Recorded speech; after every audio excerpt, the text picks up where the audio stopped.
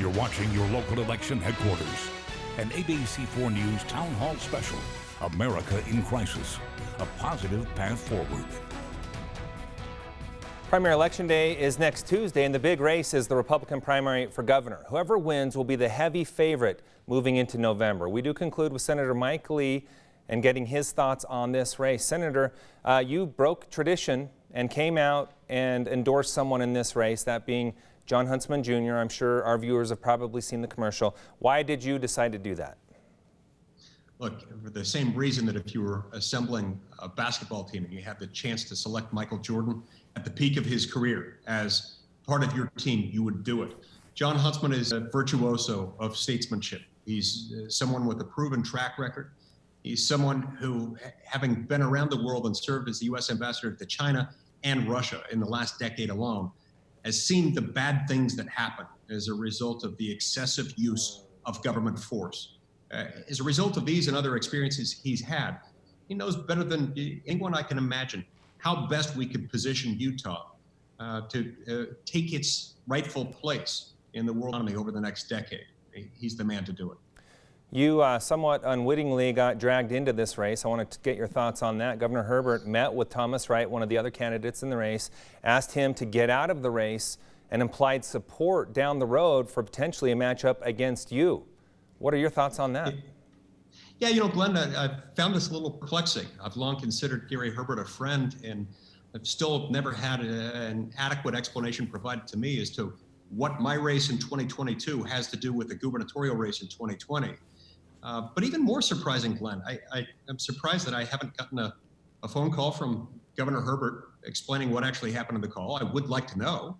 I didn't bring myself into this conversation, never expected it to arise, never wanted it to arise, but now that it's arisen, I would hope and expect that he would provide an explanation to the public. Well, do you draw any conclusion to the fact in the conversation? Do you draw any conclusion to the fact that he hasn't reached out to you?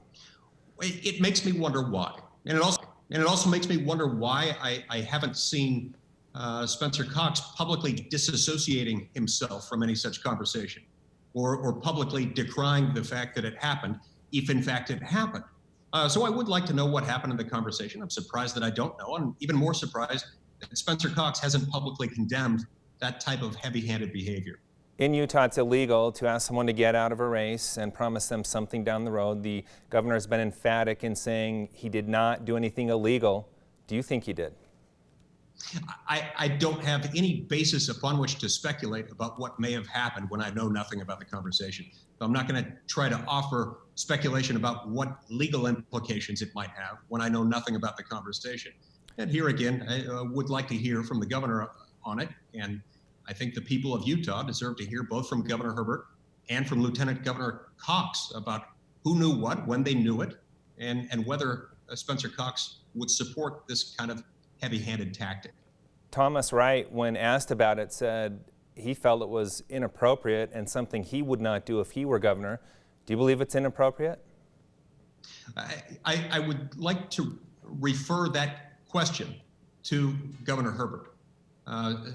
Thomas Wright, who I like and for whom I have tremendous respect, has handled this with grace and aplomb. He's handled it with great class. He has answered the question. He's provided his analysis. He has said that he found it inappropriate. I would like very much to know whether Governor Herbert feels the same and how he responds to Thomas Wright's suggestion that it was inappropriate. I've seen some of your social media posts on endorsing Governor Huntsman, and some people have lashed out saying that he's not the conservative that you should be backing. What's your response to that? Well, he is. He's a born-again small L libertarian. He is also a committed conservative. That is not to say that he and I always agree on every issue all the time. Even my own wife doesn't necessarily agree with me on every issue all the time. But I've worked for this man.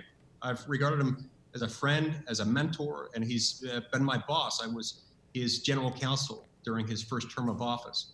And I have nothing but tremendous respect for his intellectual capacity, for his ability as a statesman, for his ability to lead, and for his ability to have a vision for our state and how to make it better. Okay, So Senator. look, I understand that some people may not agree with me on this or other decisions, but it wouldn't be worth doing if I didn't believe there weren't an opportunity to persuade people. Okay. And that's why I made the endorsement. I support them wholeheartedly. We're going to have to end it on that note. Thanks for your time tonight. We appreciate it. And thank you for joining us for this special edition of ABC4 News. We hope to see you again tonight at 10.